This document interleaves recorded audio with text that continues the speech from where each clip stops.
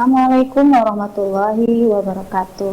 Hai semua, bagaimana kabar kalian hari ini? Sehat selalu ya. Berjumpa kembali dengan Bu Widi pada kelas guru dalam pembelajaran Bahasa Indonesia. Materi apa ya yang akan kita bahas hari ini? Sebelum masuk kepada materi pelajaran, Ibu mau bertanya terlebih dahulu. Pernahkah kalian penasaran dengan sesuatu hal? Misalnya, apa sih itu? Kenapa bisa begitu? Bagaimana kok bisa seperti itu? Nah, ketika kalian ingin menemukan jawabannya, dan agar jawabannya akurat dan terpercaya, maka kalian harus melakukan pengamatan atau penelitian. Kalian harus mencari tahu, mengumpulkan informasi selengkap mungkin tentang hal tersebut yang berkaitan dengan objek-objek yang ingin kalian ketahui. Lalu, ketika kalian telah melakukan pengamatan dan penelitian, kemudian kalian ingin menunjukkan atau membuktikannya kepada orang lain, maka kalian harus membuat sebuah laporan hasil pengamatan. Laporan hasil pengamatan tersebut disebut pula dengan istilah laporan hasil observasi.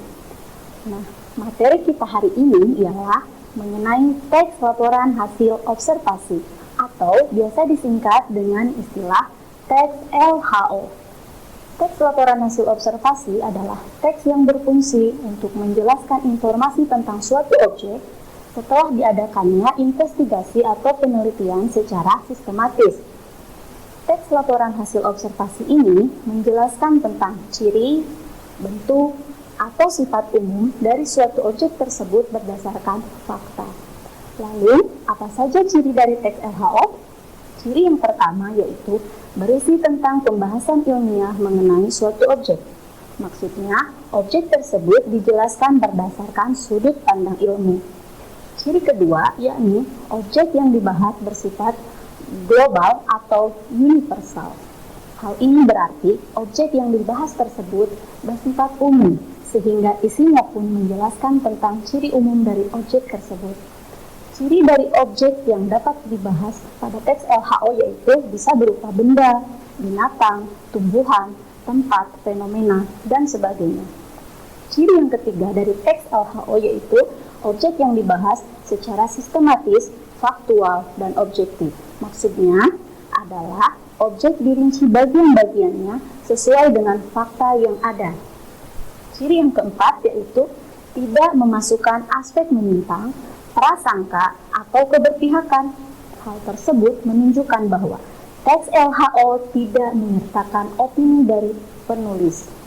Jadi, isinya benar-benar sesuai dengan hasil penelitian.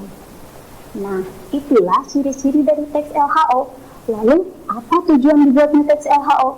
Tujuan dari ditulisnya teks LHO secara umum adalah untuk menyajikan fakta-fakta yang terbukti secara ilmiah melalui pengamatan, agar pembaca dapat memperoleh informasi serta penjelasan berdasarkan sudut pandang keilmuan. Itulah tadi penjelasan umum mengenai teks LHO. Untuk memahami struktur dan kaidah kebahasaannya, nanti kita akan bahas pada video pembelajaran berikutnya ya. Tetap semangat dan selalu jaga kesehatan. See you. Wassalamualaikum warahmatullahi wabarakatuh.